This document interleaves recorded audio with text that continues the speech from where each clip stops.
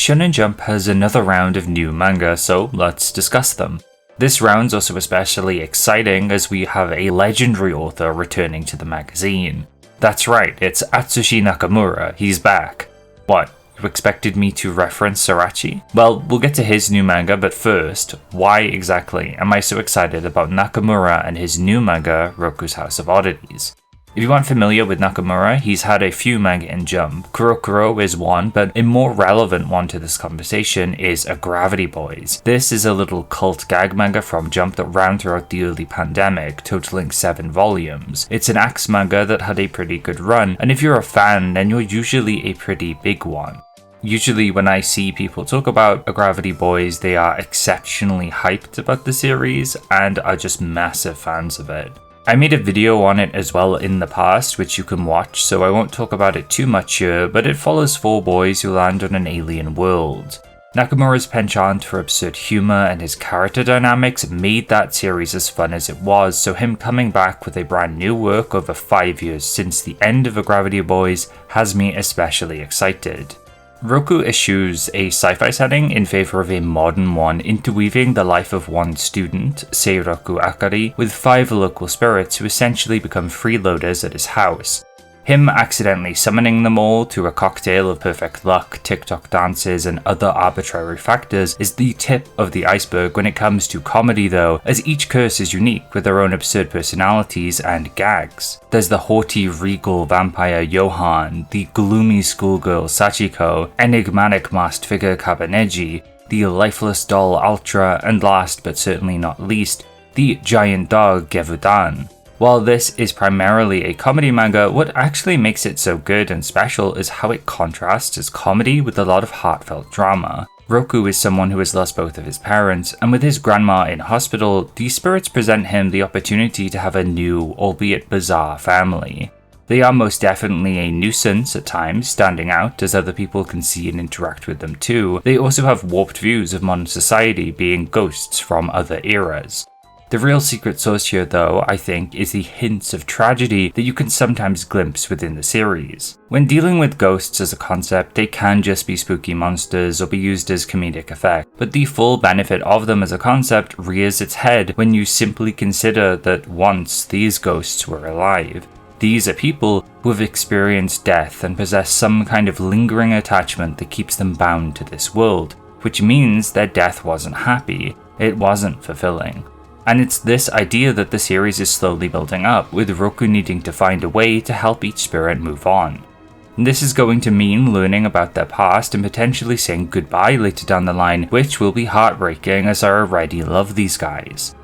Chapter 5 was a great example that clues us into these elements a bit more, focusing on Kabaneji, the most mysterious of the spirits by far, the only striking thing about him being his mask. And he also really loves to cook. Roku, we need to cook, Roku. Through a conversation with Roku, it's revealed that Kabaneji is a spirit of war, something that takes Roku by surprise, as he's by far the most relaxed of the spirits unless you count Ultra, though she is a literal doll. But being a spirit of war, it's something he's intimately familiar with, likely being someone or something that had to commit or experience a considerable amount of violence. So peace to him is appealing. The act of cooking for others is calming, restorative, and kind. Interweaved in this chapter is also a message about not judging a book by its cover. While he wears a scary mask that puts people on edge, he's actually a really swell guy. Now, this is all told while some especially silly gag stuff happens too, but to me this only heightens its emotional elements. What's better than a manga that can make you laugh? I'd say one that can make you laugh and cry.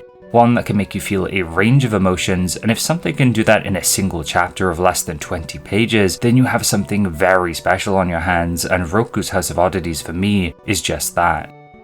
Now, as with all manga in Jump, it could be cancelled, meeting a quick end before it gets to fully tell its story, and I will admit in this case I will be upset if that happens, but with me having read 6 chapters, even if this does get cancelled in a few months, I can safely say it's been one of the most fun experiences with a new Jump manga I've had in years. It's definitely up there. How it's released its chapters also so far exudes confidence to me. We're learning about its cast at a very good pace without sacrificing room for jokes or deeper thematic elements.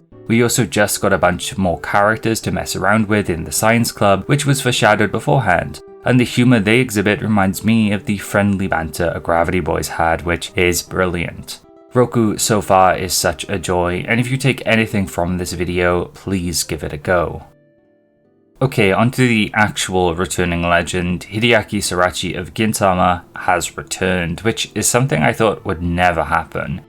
If you don't know, Gintama was a very long-running Jump comedy series, one of the longest and most beloved the magazine had ever seen. Sorachi, I thought, was done with manga, to be honest, after spending an absurdly long time creating Gintama. It's also the only long-running manga he's ever made, so Class 2B Demon Destroyerz being announced was such a pleasant surprise. Funnily enough though, out of the reception I've seen for these 3 series, bearing in mind it's limited and very Western focused, this is the least liked of the 3, and it seems to come down to one major thing: poop. Class 2B is a series about Valaris, the demon king from another world, appearing in the human one, meeting up with Akira Kumon, a delinquent student who has the moniker of Demon King Commode. The reason being, he has a really bad gut issue, I think, and needs to poop like 67 times a day or something. If this was just a normal gag manga with poop jokes and the occasional fantasy element, that would be cool. I'm in no way adverse to toilet humor. I actually think it's quite funny, in fact. But what surprised me most about Class 2B so far is it having a long-running, non-episodic narrative. The portal between the 2 worlds, the school toilet, hasn't just been used as a device to have a Monster of the Week setup. Goblins did come out of it once, and then some evil plants, but as of right now, the entire school is sinking into the other world, and it's being attacked by a stereotypical fantasy hero, think Dragon Quest. I find all of this really exciting. Is this going to be a constant push and pull as Valaris and Kumon try to defend the school, or will this turn into a modern-day poop-filled drifting classroom with isekai elements? It's treated oddly seriously when the poop stuff isn't involved anyway.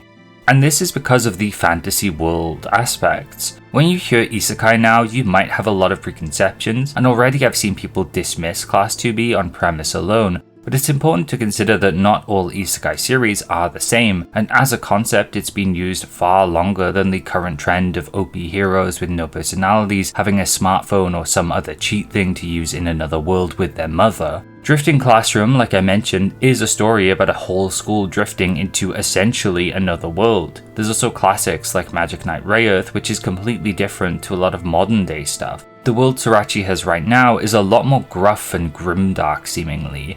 These are not silly little goblins, these fuckers are going to bite your ankles off and stab you to death. The hero, which could have otherwise been a really silly character, is actually pretty threatening as well. How all of this clashes with the main characters who are a bit sillier is the appeal here to an extent, but I haven't seen many give Class 2B its fair dues, instead either focusing in on the poop or isekai concept without really thinking about it all that deeply.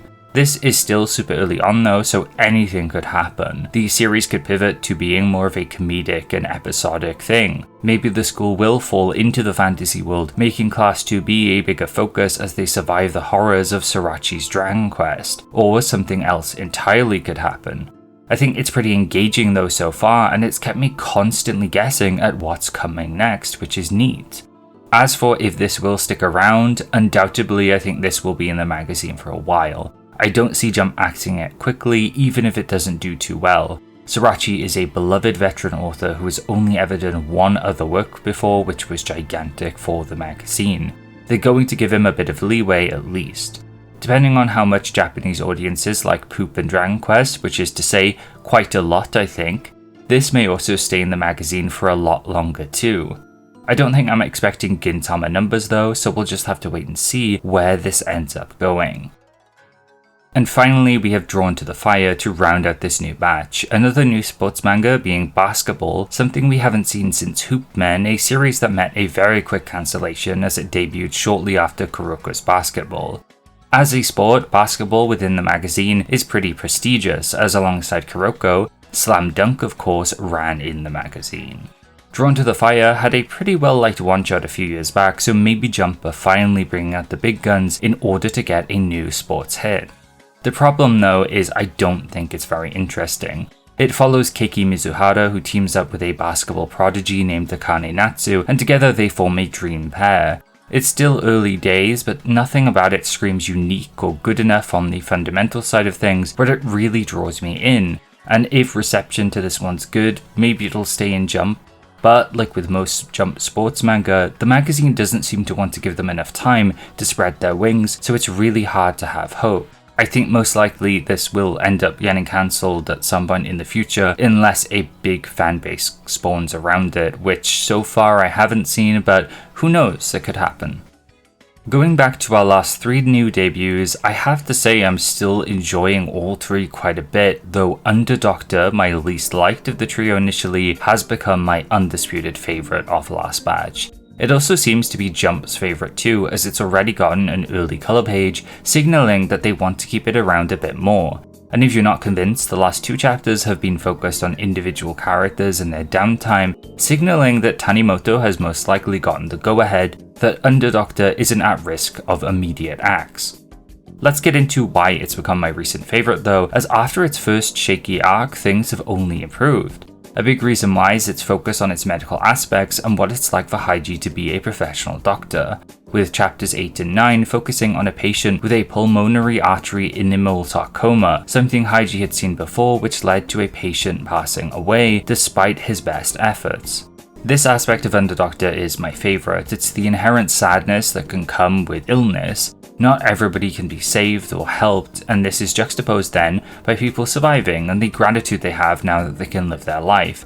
It's a mix of this drama, tragedy, and sweetness. Its second biggest arc was also great, pairing the actual elements from prior with a focus on this tragedy as well as mental health with Maxell, a person so strong that they cannot die. This is also one of the first times I've seen a Jump chapter give a content warning since this arc deals with suicidal ideation. The fight itself is fun, but the underlying character of Maxell is interesting, and it opens up Haiji too. Despite him trying his best to save everybody, he's a really sad guy, and some of his expressions he gives Maxell as he tries to help him here have just stayed with me, as has his response to Maxell's issues. Underdoctor understands that life isn't inherently all fun and nice. Pain and suffering can be a constant, mental, physical, personal, or widespread due to other factors. Haiji tells Maxell that while he is extraordinary, his pain is not. Everybody in the world is doing their best to survive despite the pain.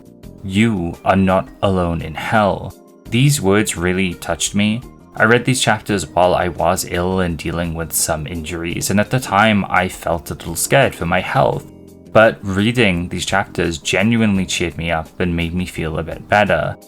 It could be read as cheesy, but it's a sentiment I really like. It's never good to compare problems or pain. That kind of comparison only leads to disharmony and more pain on other people. Instead, reaching a hand out and helping as best you can or just being there is a much better alternative, which is what this arc is all about by its end. There's also something really sweet about Maxell just calling his wives after that is very mundane and sweet. It's this conversation about what they're going to have for dinner. This is just life. Bad stuff can happen, you can be in pain, but there's always the little things there for you, your loved ones, or nice food.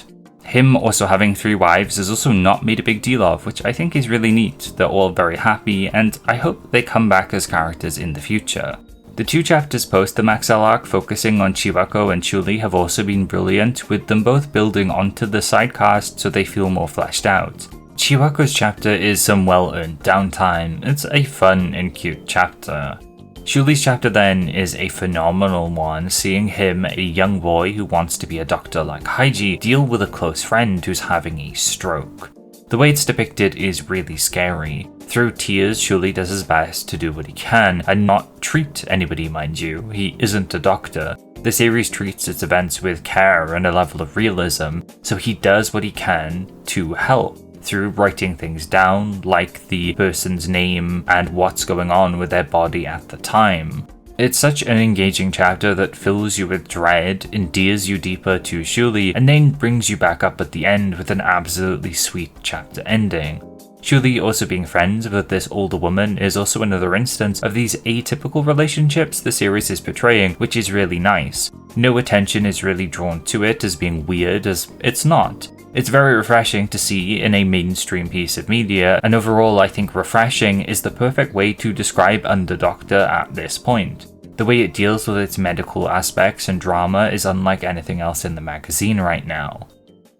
Kinato's magic, meanwhile, has been moving on steadily, feeling to me like the least surprising of this batch, but it also exhibits very strong fundamentals. Its jokes are often funny, its action is cool, and now and again, the glimpses of Amamiya's perviness shine through with Kinato's massage-like magic. I've seen some complaints about that or it being a harem, but so far I think these elements have been pretty light, and honestly I wouldn't mind if they were the main draw and were focused on more. Jump having a pseudo-ecchi manga where the characters make orgasmic expressions but actually they're just getting their spine massage is really clever in my opinion. Also, as I age, the value of my body not feeling like shit is exceptionally appealing. So far, it's introduced a bunch more characters, which I'm quite keen on, a villain group stealing other mages, a fun plot point to revisit later, and the current training arc has a neat setup too. The one thing I'm not crazy about is Kinato using his own powers on himself, leading to the combat feeling very My Hero Academia One for All to me, as Kinato destroys his own body to punch his opponents. Part of the draw for me was seeing Kinato heal and buff others, so this makes it a little less unique. I'm hoping Kinato gets to stay, and right now, narratively, I don't see any signs of cancellation.